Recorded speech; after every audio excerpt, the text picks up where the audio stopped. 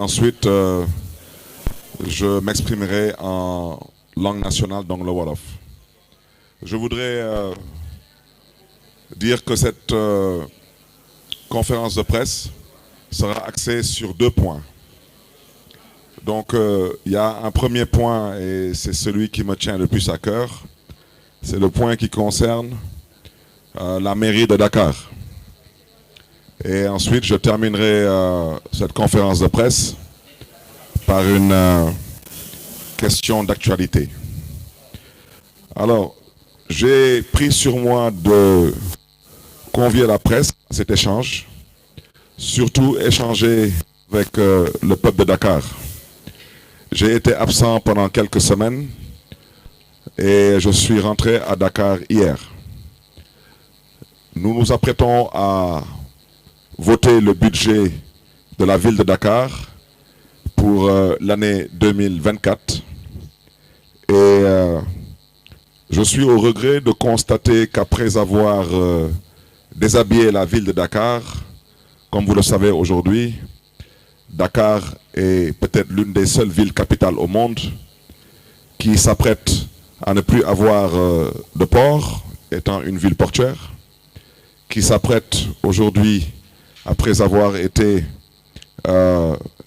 déshabillé d'un stade, d'un aéroport, et je peux continuer à en citer, après avoir été privé d'un emprunt obligataire. Aujourd'hui, on a décidé de dépouiller Dakar, après avoir déshabillé Dakar. Comme vous le savez, le budget de la ville de Dakar n'est qu'une prévision budgétaire en recettes et en dépenses.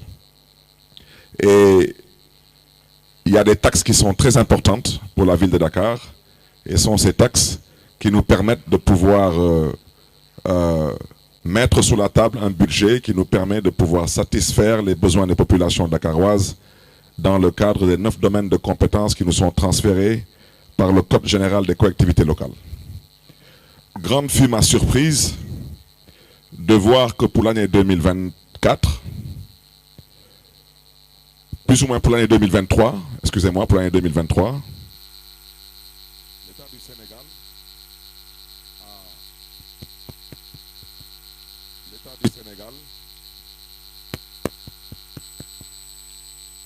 Sénégal a décidé, comme je l'ai dit tantôt, de dépouiller la ville de Dakar à travers une taxe qu'on appelle la CELVA. La CELVA, c'est la contribution économique locale valeur ajoutée.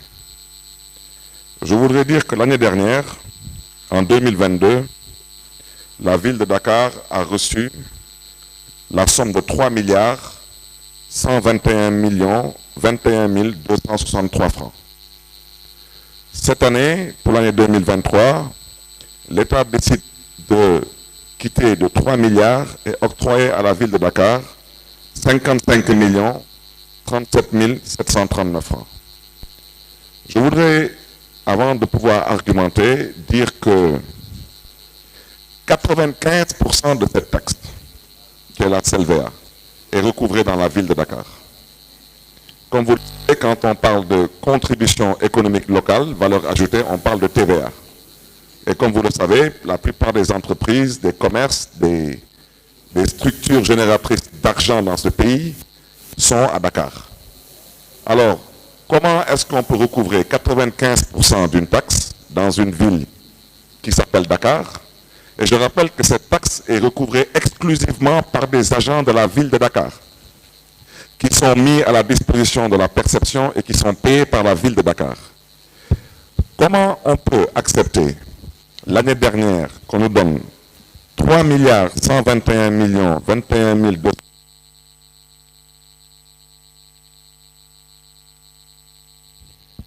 et que cette année, nous dégringolons à 55 millions 37 739 francs. Ce n'est même plus une volonté de vouloir asphyxier Dakar. Ça devient un sabotage. Je tiens à dénoncer cet état de fait.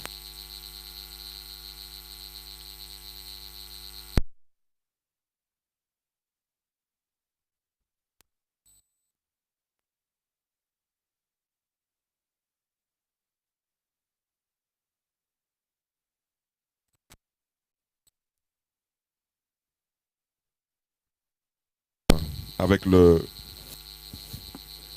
son. Je voudrais, avec votre permission, dire que cette CELVEA, en 2019, la ville de Dakar avait reçu en 2019 4 milliards 328 millions. En 2020, la ville de Dakar a reçu 2 milliards 549 millions. Et en 2020, la ville de Dakar avait eu à tirer sur la sonnette d'alarme face à cette injustice. Ils ont cherché à se rectifier. En 2021, c'est remonté à 5 milliards 480 millions. Et comme vous le savez, c'est l'année à laquelle je suis arrivé à la tête de la municipalité. Mais comme c'est de bonne guerre, on a dégringolé cela de 5 milliards à 3 milliards 100. Et cette année, on décide de quitter de 3 milliards à 55 millions. Ce que je veux dire par là, si l'État du Sénégal ne se ressaisit pas, il faut que les gens comprennent que malheureusement la ville de Dakar, qui avait décidé de mettre l'humain au cœur de ses urgences, de ses politiques, de ses priorités, va trouver des difficultés pour pouvoir honorer ses engagements avec les écoles de la place, ces bourses que distribue la ville de Dakar pour un montant de 3 milliards, aussi bien à l'étranger qu'au Sénégal. Si ces bourses ne sont pas supprimées, ces bourses seront significativement revues à la baisse. Donc je voudrais m'adresser à tous ces étudiants, tous ces étudiantes, qu'ils sachent que malheureusement, ils sont au milieu d'un combat politique qui ne dit pas son nom. Je voudrais aussi m'adresser à toutes ces populations dakaroises qui se soignent grâce à ce budget de la ville de Dakar. Ici, à Dakar, comme ceux qui sont évacués à l'étranger, particulièrement au Maroc. Je voudrais aussi dire que la politique sociale de la ville de Dakar, concernant les aides sociales pour des personnes en difficulté, concernant les secours pour des événements comme les fêtes de Tabaski, de Korité, de Pâques, de Noël, et j'en passe, que tout cela malheureusement aura un impact sur les populations dakaroises. Je voudrais à ce titre surtout profiter de cette occasion pour interpeller directement le chef de l'État, lui dire qu'il a l'opportunité de sortir par la grande porte après l'avoir félicité de ne pas vouloir briguer un troisième mandat, comme le veut la Constitution du Sénégal, lui dire que la ville de Dakar n'a jamais été un moyen pour financer une campagne électorale. La ville de Dakar n'est pas une propriété appartenant au maire que je suis ou à la coalition à laquelle j'appartiens. Et devoir priver le peuple de Dakar de bourses, de soins de santé, que ce soit des analyses ou des évacuations sanitaires, des prises en charge, de vouloir priver la ville de Dakar de certaines de ses prérogatives, que pour combattre une ville et son maire, je trouve cela déplorable et c'est à décrier. C'est pourquoi, moins de 24 heures après mon arrivée à Dakar, j'ai pris sur moi de dénoncer cela, parce qu'il n'est pas question pour moi de m'adresser à des fonctionnaires. Ce qui s'est passé là n'a rien à voir avec des fonctionnaires. Je le répète et je le rappelle au besoin. Il y a 606 collectivités territoriales au Sénégal. La ville de Dakar est la seule collectivité territoriale qui est citée dans la Constitution du Sénégal comme étant la capitale du Sénégal. Donc si nous voulons construire ce pays, on ne peut pas construire ce pays sans construire Dakar. On ne peut pas vouloir construire ce pays et vouloir dépouiller Dakar. On ne peut pas vouloir construire ce pays et vouloir déshabiller Dakar. Mais je voudrais dire à l'endroit de ceux qui sont à l'origine de cela, et rappeler aussi aux populations dakaroises que tous les projets que nous avons entamés, que ce soit la voirie urbaine, actuellement nous sommes en train de réhabiliter et d'extendre la voirie urbaine dans les 19 communes de la ville de Dakar.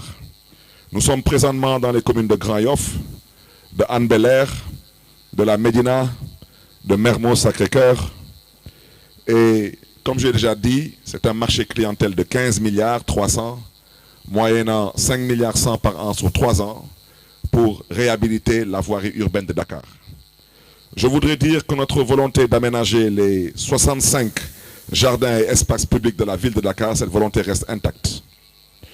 Je voudrais dire que notre volonté de construire et d'aménager les terrains synthétiques dans les 19 communes de Dakar, et pour preuve, avant la fin de l'année, je poserai le 20 décembre la pose de la première pierre pour le démarrage de la construction du terrain synthétique dans la commune de Cambérène. Dire que cette volonté restera intacte. Dire que le projet d'installation et d'aménagement de toilettes publiques routières dans les gares routières, on s'excuse parce que ce sont... Est-ce que quelqu'un peut se déplacer ici parce qu'il coupe le signal? Non mais déplacez-vous s'il vous plaît, on est en pleine conférence de presse là, moi je ne peux pas parler en l'air. Pape, s'il vous plaît, déplacez-vous pour que je puisse avoir au moins le signal.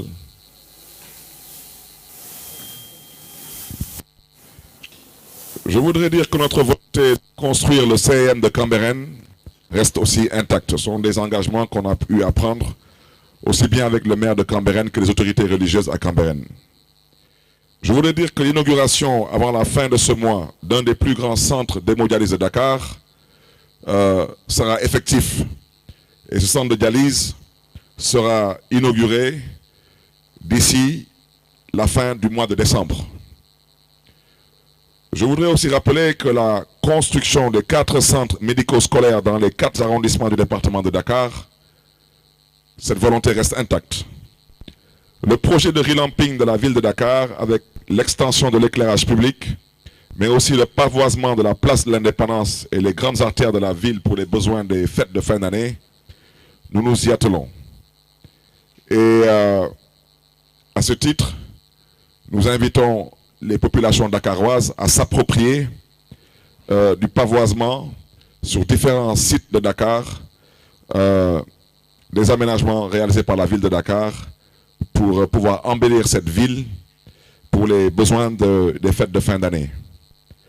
Je voudrais dire aussi que la construction du CM Adama Diallo dans la commune de Mermoz-Sacré-Cœur, ce projet se réalisera. La construction du lycée dans l'arrondissement de Grand Dakar, dire aussi que la ville de Dakar s'engage à le réaliser. Dire aussi que la construction du pôle parents-enfants de l'hôpital Abbas Ndao, nous sommes en phase de finition. Ce sont des engagements de campagne que nous comptons respecter. Dire que les travaux d'extension du centre de gériatrie de Wakam, ces travaux aboutiront, Inch'Allah.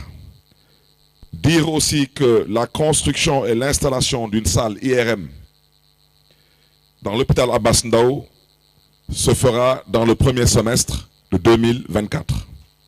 Dire que la construction et l'aménagement de la place des cultures urbaines de Dakar avec un skatepark à Grand Yoff, cela a déjà été réceptionné. Je terminerai en parlant des travaux d'aménagement concernant les cimetières de Saint-Lazare et de Yoff. Dire actuellement que tout ce qui est pavage est terminé, nous sommes sur les parkings et les murs de clôture.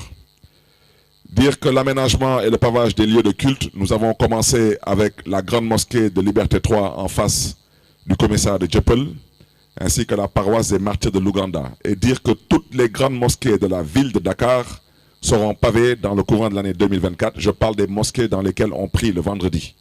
Ainsi que toutes les églises de Dakar seront pavées. Je terminerai par dire que les travaux d'aménagement des allées Khalifa Aboubacar Sy sont lancés. Ce n'est que le début pour pouvoir montrer et démontrer aux besoins de la population dakaroise qu'on peut désencombrer, on peut désengorger et que les bandes de terre sont faites pour être des aires de détente, de promenade, des parcours sportifs, des aires de rencontre et de loisirs et non des aires de vente et le faire sans avoir à utiliser la violence envers des concitoyens. J'ai voulu énumérer tout cela parce que si le bon Dieu nous prête longue vie, si nous terminons ce mandat, je l'ai dit, les populations dakaroises, quel que soit le bord politique, sauront qu'ils ont misé sur un conseil municipal de valeur et ils ont misé sur un maire qui croit en Dakar, qui respire Dakar et qui consomme Dakar. Mais le 17 février 2024, Inch'Allah, ça fera 2 ans que je suis à la ville de Dakar, installé officiellement par le préfet de Dakar. Nous allons, le 17 février 2024, faire une présentation à mi-parcours. J'ai énuméré tout cela pour dire à l'endroit de ceux qui ont décidé de dépouiller et de déshabiller Dakar que vous ne pouvez pas remettre en cause notre volonté de vouloir construire Dakar. Vous ne pouvez pas remettre en cause notre volonté de vouloir servir Dakar. Et je le répète, il y a des gens aujourd'hui qui veulent être président de la République. Je leur rappelle au besoin, s'ils l'ont oublié, qu'après avoir dépouillé une bonne partie du foncier de Dakar au profit d'intérêts partisans et claniques, vous êtes tous dans cette salle des Sénégalais. Ceux qui ont pu obtenir un seul terrain lors du partage de l'assiette foncière de l'aéroport, levez la main. Ceux qui ont pu obtenir un seul terrain ici, depuis 12 ans, depuis l'arrivée de ce régime, je rappelle que l'État du Sénégal ne vend pas son foncier. L'État du Sénégal attribue son foncier. Ce sont ces mêmes personnes qui sont toujours bénéficiaires de ce foncier au détriment de tous les ayants droit que nous sommes. Ce sont ces mêmes personnes qui ont privé Dakar d'un emprunt obligataire de 20 milliards. Ces gens, s'ils considèrent qu'après avoir fait tout ce qu'ils ont fait, ce qui leur reste maintenant, c'est de déshabiller totalement Dakar, je souhaiterais leur dire à travers ce point de presse et rassurer les Dakaroises et les Dakarois de notre volonté de continuer à construire Dakar. Je terminerai mon argumentaire sur ce premier point en disant que sur tous les projets de ville, que ces projets aient pour nom, comme j'ai déjà dit tantôt, terrain synthétique, voirie urbaine, toilettes publiques, éclairage public, et j'en passe, nous allons nous y atteler. Mais je suis au regret de dire que si l'État du Sénégal considère que l'adversaire s'appelle Barthélémy Diaz, j'oublie de leur rappeler au besoin peut-être que je ne suis pas candidat à l'élection présidentielle et que je ne vois pas pourquoi je dois aujourd'hui être victime de telle injustice. Je rappelle aussi que la ville de Dakar n'a jamais été un strapontin ou un tremplin ou un outil de financement de campagne électorale. On ne peut pas, sur une taxe qui s'appelle la contribution économique locale valeur ajoutée, qui a été recouvrée dans la ville de Dakar à hauteur de 95% par des agents de la ville de Dakar, que l'année dernière on reçoive 3 milliards 100 millions et que cette année on veut nous donner 55 millions. Ça, ce n'est plus de l'administration. Nous ne sommes plus en République et ça doit cesser. J'ai voulu le dire parce que, comme j'ai déjà dit, il faudrait que les structures sanitaires, les hôpitaux, que ce soit Dantec, qui est fermé bien sûr, Principal, FAN et j'en passe, qu'ils comprennent qu'il y aurait peut-être des changements dans notre collaboration. Les écoles privées, je pense que quand on vous dit qu'on dépense 3 milliards de bourses, c'est des milliers d'étudiants sénégalais ici et dans la diaspora qui en bénéficient. Ce ne sont pas des militants de Barthélémy Diaz ou des sympathisants de Barthélémy Diaz. Ce sont des Sénégalais tout court.